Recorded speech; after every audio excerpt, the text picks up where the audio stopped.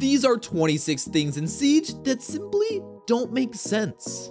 Flashback to 2021 Invitational, and fans were introduced to Kali's elite outfit inside the Playbook cinematic. Kali could be seen using her CSRX sniper rifle to open up lines of sight onto the opponents, and in the process, she ends up shooting a hole into a wooden barricade, which technically isn't possible. Go ahead, pick Kali up on your own attacking lineup, and take her out for a test drive. You'll realize that when you go to shoot down a barricade, it will instantly collapse to the ground, making the scene from the cinematic impossible. Glaz is also a fellow sniper, even though he wields a designated marksman rifle, but his special ability is having access to a thermographic flip sight. The problem with his thermal scope is that it's very far from being realistic. If you take a look at proper thermographic imaging, you can distinguish the levels of heat within an object and where the most heat is being exerted from. But if you throw Glaz's flip scope on and zoom in, enemies will stay a constant yellow, and on top of that, the clothes of operators are marked with the same yellow tint, not allowing players to identify the difference between an enemy's apparel and their actual hitbox. What is easy to identify is an attacker placing a breaching charge onto a window. For some reason, operators who are placing their breaching charges onto glass windows are so strong that they will break the glass and give away their position, essentially making hot breaching unreliable. And while you can place a breaching charge onto a window and hot breach said window, you cannot place a breaching charge on a soft wall and hot breach said soft wall. If you are able to blow a breaching charge centimeters away from your face on a window, I don't see how doing the same thing on a wall could be any different. And it would be a cool addition for Ubisoft to add to the game, but I don't see it coming anytime soon. However, don't let an absent feature distract you from the fact that if Tubero goes and throws his Zoto canister at an attacker planting the diffuser, it does nothing.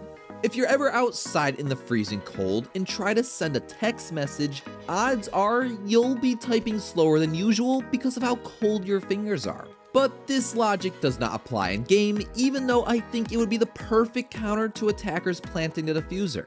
Tubero would also seem like the perfect counter to Capitao, right?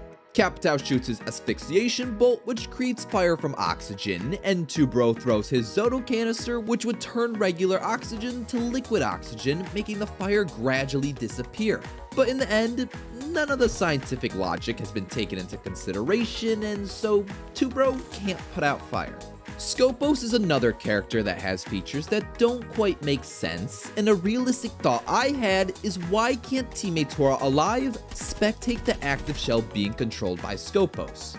The spectator would be watching through a first-person point of view as if they were watching her play while eliminated.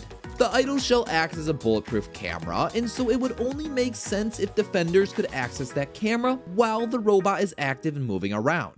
Armor plates are also accessible when placed down, courtesy of Rook, but after I go to pick up my armor, my immersion is just ruined. I take a plate out of the armor pack, yet if you pay attention to the number of plates inside, that number will not change until all 5 plates have been used. At this point, the game's just unplayable. All jokes aside, Jackal is a character that can be unplayable sometimes, specifically when he has his Inox scanner enabled during an engagement. If Jackal were to get shot, whether it's in his elbow, foot, chest, doesn't matter, his visor would go all staticky, making it quite difficult to see. Luckily, after almost 8 years, Ubisoft has finally realized this feature didn't quite make sense considering his Inox scanner is located on the top of his head, and if the gadget were to actually be shot by an attacker, Jackal would be dead alongside it. Attackers also commonly found themselves eliminated alongside a cooked grenade. In Operation Deep Freeze, attackers lost the option to release the spoon inside of a hand grenade in order to cook it, and instead, attackers can now just hold the grenade in their hand forever. This removed frustration revolving around being eliminated through the floor by nades, but still falls on the list of being a feature that now doesn't make sense. What also doesn't make sense is how slowness effects from gadgets don't stack. Take Clash and Melusi for example. Clash can electrocute an enemy, slowing them down in their tracks, and Melusi has a Banshee which can be placed down to also make the enemy quite sluggish. These gadgets have the same effect on an enemy separately as they do together at the same time, which just isn't logical. Although, could you imagine if an attacker was affected by Clash, Melusi, Tubero, Legion, and Frost? That would be a nightmare. Castle is another defender that can slow the enemy down, but in a different way. Have you ever noticed though, that if you go and choose Castle as your defender, on his default outfit style, he has 3 grenades, each in different pouches, on the front of his utility vest. Castle has never once had frag grenades available in his loadout, and the only thing that would come remotely close would be the impact grenades he once had access to. But it's clear they are in fact frag grenades in his pockets. And Castle isn't the only operator to have a misleading loadout. Head on over to IQ's Operator Cinematic, and she can be seen walking down into a very dark basement, which happens to be booby-trapped with lots of explosives. On her way down, however, she can be seen holding the M10 shotgun. There's a couple problems with this. One being, the M10 is American made, and so it makes no sense for that shotgun to be a part of her German loadout. If anything, the M870 would be a more suitable fit. The second problem is that she's never had access to a shotgun. I will admit though, running around with an M870 as IQ does sound real fun. Blitz is also an operator who happens to be fun too. Well, if you're on the side behind the shield. When playing Blitz, you do have to be careful and on the lookout for a Solis roaming the map because she has the ability to constantly see your G52 tactical shield since it is considered to be an electronic.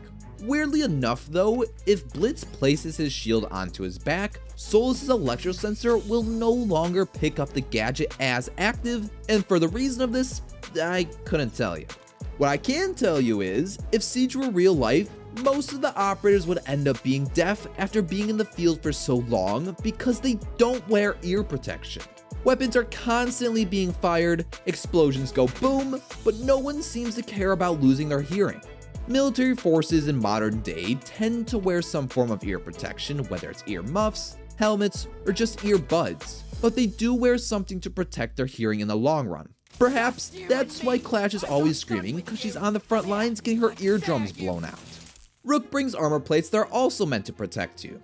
Reach down and grab yourself an armor plate for your carrier, and according to Rook, he states that a ceramic trauma plate will protect you from being shot by a 357 Magnum round traveling at 490 meters per second. However, you'll find out very quickly that's not the case in game. So don't go trusting Rook like how you don't go trusting Spirit Airlines with your life.